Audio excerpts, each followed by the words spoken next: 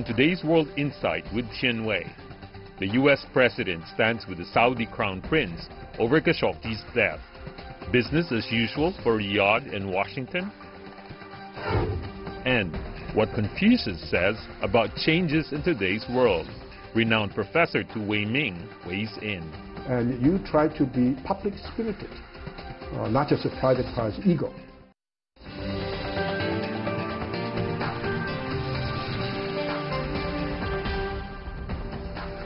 Hello and welcome to World Insight with me, Tian Wei. The program is coming to you live from Beijing on CGTN. We begin our show today with U.S. President Donald Trump showing solidarity with Saudi Arabia despite the kingdom and the influential crown prince in particular coming under intense international pressure over the killing of journalist Jamal Khashoggi. But Turkey insisted the killing should not be covered up. Before we get down to business, take a look at this. We have a very strong ally in Saudi Arabia. We have an ally. President Trump has vowed to remain a steadfast partner of Saudi Arabia. He praised the kingdom on Wednesday for helping to keep oil prices low, after earlier claiming it was better to maintain good relations with Riyadh than take action against Saudi Crown Prince Mohammed bin Salman over last month's murder in Istanbul. It's all about, for me, very simple. It's America first. Saudi Arabia, if we broke with them, I think your oil prices would go through the roof. I've kept them down. Mr. Trump's position has flip-flopped since the murder.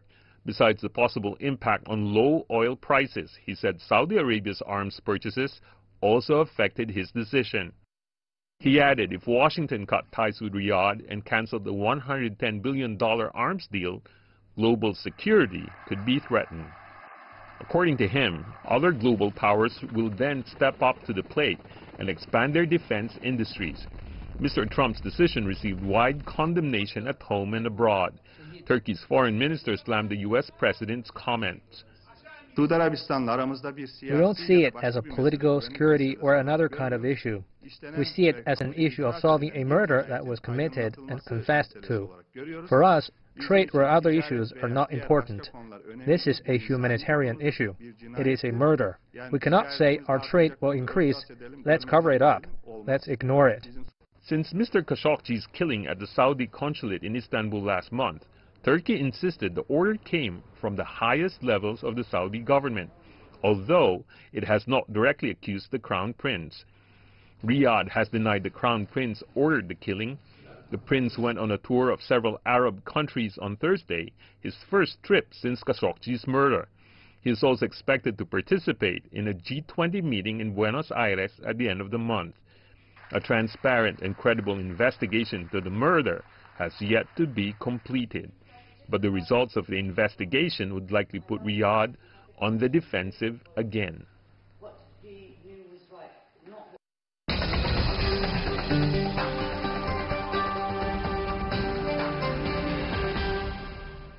So how are relations between Saudi Arabia and the United States as a result of the latest incidents?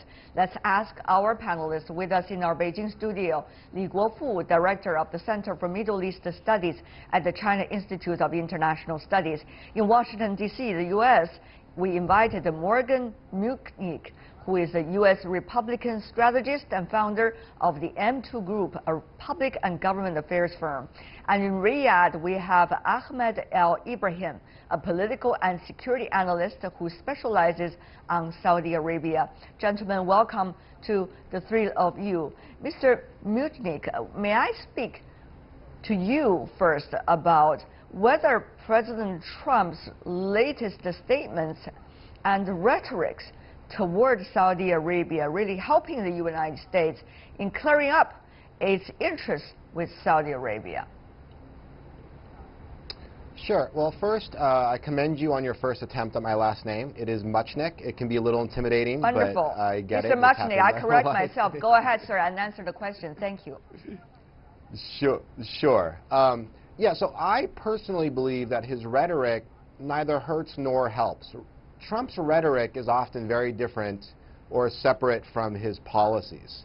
I think sometimes we in the international sort of media, the sort of intellectual class, get too focused on the words. in the end, I would question anyone on this panel if they really think any nation would fundamentally change their international economic relationship with another country because of this situation. It's a terrible situation, and President Trump should definitely choose his words much more elegantly, but that's just not who he is. So in the end, I don't really think anyone's going to fundamentally shift their view on the issue based upon his words. They may get annoyed at the president himself, and that happens every day in this country and around the world. But in the end, the policy choices, I think, are sound. I don't really think What are the policy choices then, Mr. Muchnick? Well, one would be to shift the President Trump has been moving the United States policies in the Middle East away from Iran and more towards the Gulf Arab countries. And that's been going on now for a few years since the president took office. That's a pretty fundamental realignment of American national interests. And now this very terrible, awkward situation has sort of presented itself in the middle of a specific transitionary period for American foreign policy. And I don't think that there's any really appetite for American lawmakers to move America, at least on the Republican side, to move America more back towards Iran. And that's just not going to happen because of this terrible situation. So the president is in a very awkward situation, and he should probably choose his words better. But the policies themselves, I think, are sound. Mr. Lee, Mr. Muchnick, of course, is coming from the Republican side and has been the lobbyist from the party. So, Mr. Lee, from your perspective, what are the policy choices it seems that the United States apparently is making in its relationship with Saudi Arabia, and as a result, on this incident, at least, vis-a-vis the rest of the world? I think, our American friend has already made it very clearly. And this administration not only cherish the long-term strategic partnership with the Saudi Arabia. What is very interesting for President Bush is he added something about himself. President Trump? President Trump and President Trump's family, his business, so that is kind of, as some people say that, the Trump, they were wondering, it is Americans' national interests involved, or, the president, his own business, his own, interests involved in the Saudi Arabia. So there are some blurring lines, is it, Mr. Ibrahim? I'm sorry, I didn't hear the question right. The question is whether there are blurring lines between the so-called family business and the country's national interest when it comes to President Trump's decision-making. The United States of America is not about the President Trump or any president. It's a well-established country. It was done by, or it was founded, and the Constitution was done by the Founding Fathers. And America does not revolve on the White House or on the Congress. It's a partnership, and it's not going to be a personal issue by Trump family to do business in Saudi Arabia. What Trump did, okay, and I'm just saying the facts on the record, everything he said on his rally to become a president, the guy is implying it. He worries about the United States. He's doing his jobs. He's trying to strike deals with countries that matters in order to support the U.S. economy. Let's talk about things not abstractly, but rather more concretely, if Mr. Ibrahim, you can. For example, about Saudi Arabia, the U.S. choices about arms sales, the U.S. choices of giving Saudi Arabia more space in terms of letting the latter guarantee about the so-called oil market. You think, from your perspective, that has been the strategic choices made by Washington?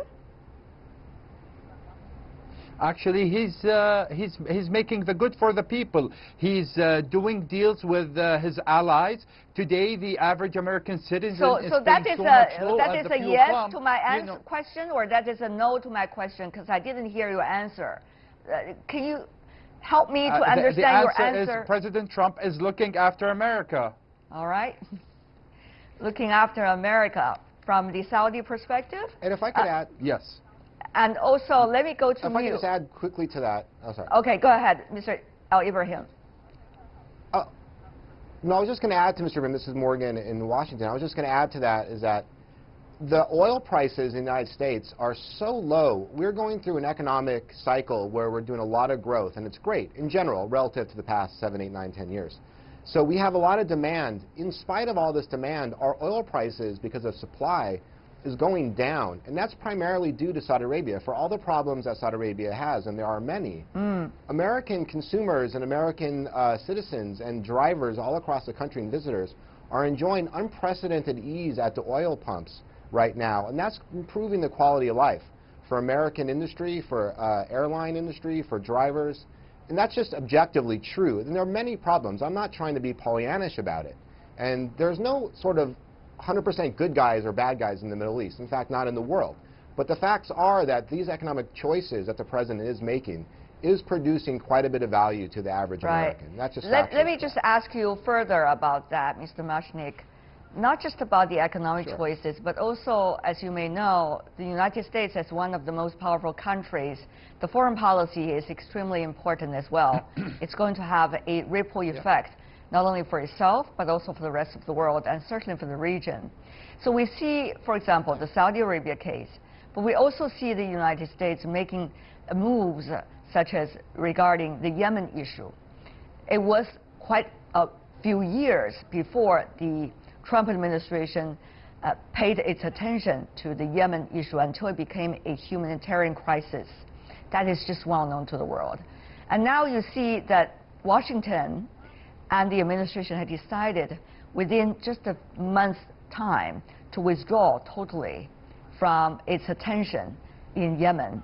And that is not alone the case itself. So how should we, Mr. Mashnik, if you talk about national interest, it's okay. So what exactly is the U.S. national interest? Besides the oil, besides the arms sales, what about strategically? What about foreign policy-wise in the Middle East? Could you help us to outline clearer of what is going on right now, Mr. Mashnik? Sure. I'm happy to, and I appreciate that question. I think that's a very thoughtful question. I think the problem is that in any time a country as powerful as the United States or China or Russia, countries that have a outsized effect on the international climate, starts to make big shifts in strategic choices, it does have effects on the rest of the world. And as I mentioned briefly earlier in our discussion, the American realignment with the Gulf Arab countries, but mostly things like Saudi Arabia and the like, away from Iran, is causing a lot of changes, a lot of shifts, and some awkwardness in some of our international relationships. But that is an intermediate to long-term goal that America is undertaking, is to fundamentally shift the relationship between America and the West and Saudi Arabia. The problem is, the sort of X factor here is Turkey. Turkey used to be a strong ally of the West and used to be held up as a model of a Muslim country with democracy and the like. But over the past decade or so, Turkey has been moving away from the West and more towards Iran and that ideological worldview. And that's caused a lot of problems from an American point of view. From other places, it may well, Turkey is one thing. We all understand that part very well. It is already very clear, that picture. We don't have to explain too much.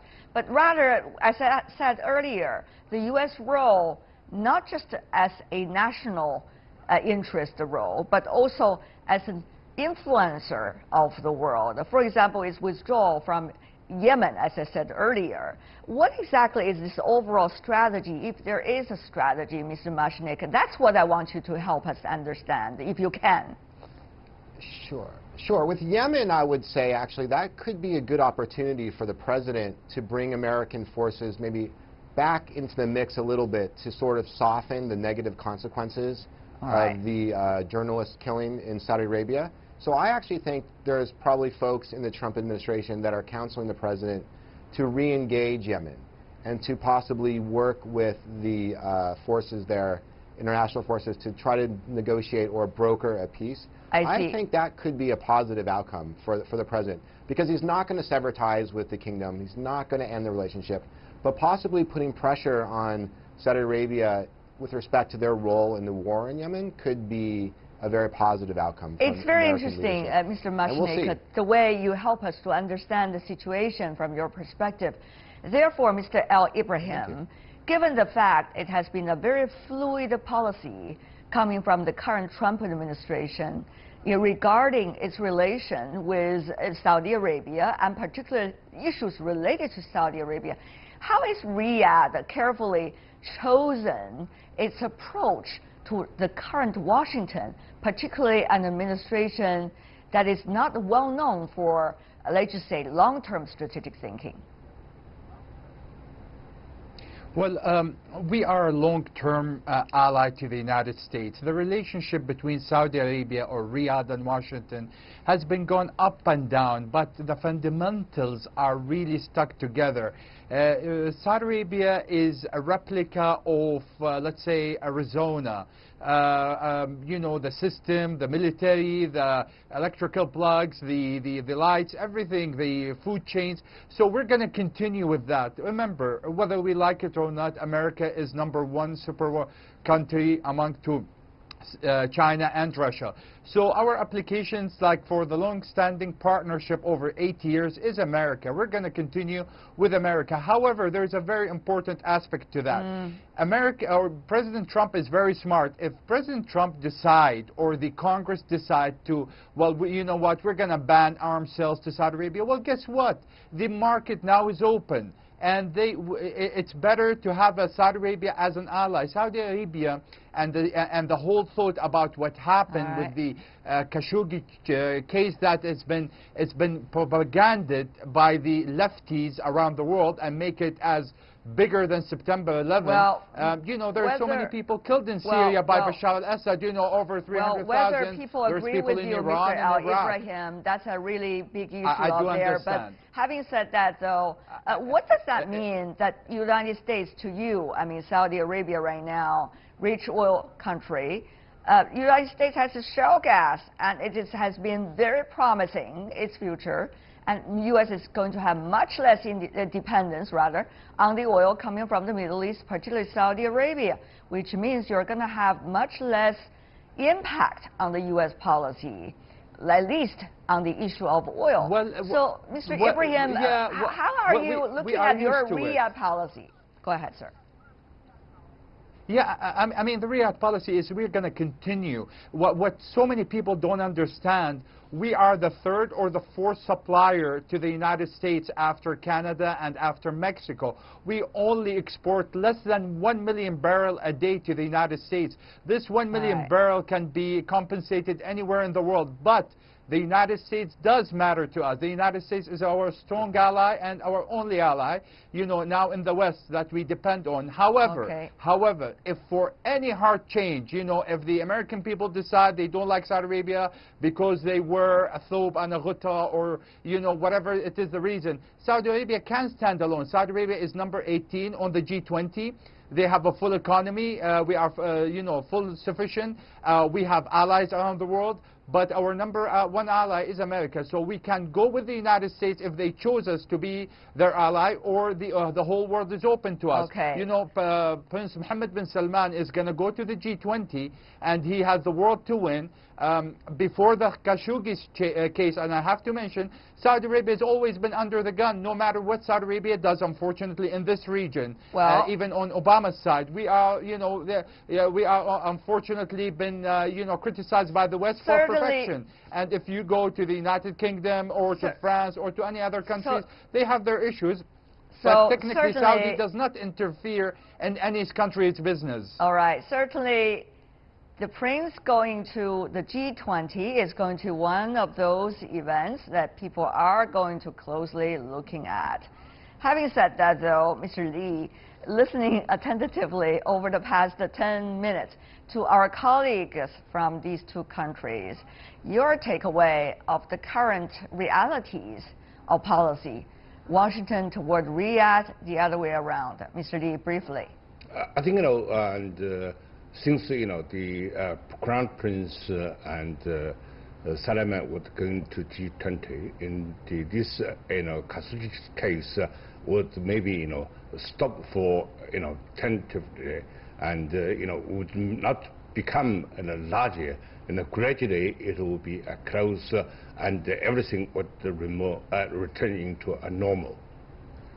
Normal meaning, Mr. Lee? Normal, no more, there are some, pages or papers still cover this story, but generally speaking, maybe, the attention of the media will turn to some other issues rather than this issue, maybe during the last almost 2 months. Well, Mr. Lee, of course, the attention of the media will turn to other issues as they pop up, but over the past few months, you have seen governments from other countries calling for so-called investigations about this case.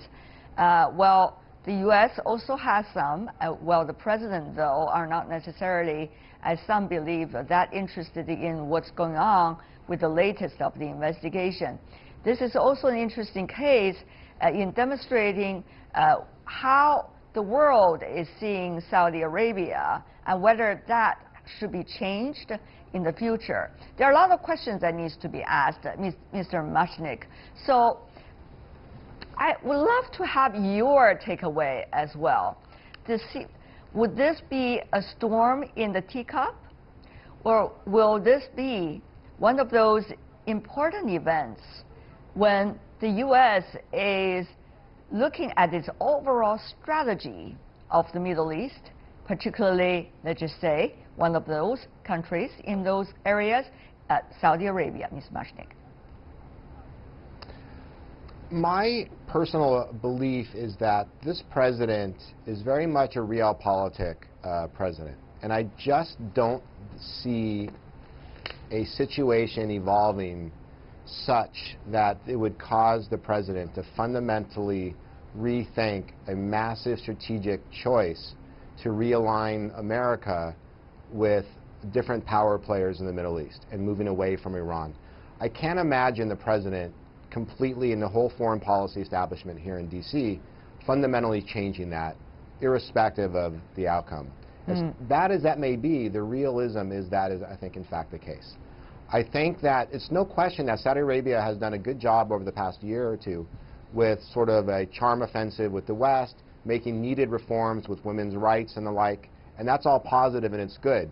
This has been a very big sort of bump in the road, if you will, and it's up to Saudi Arabia to manage that on their own, to get the conversation away from this and back towards what are legitimately positive aspects that this new Saudi Arabian leadership team are doing to move it more in line with Western standards on women's rights and the like.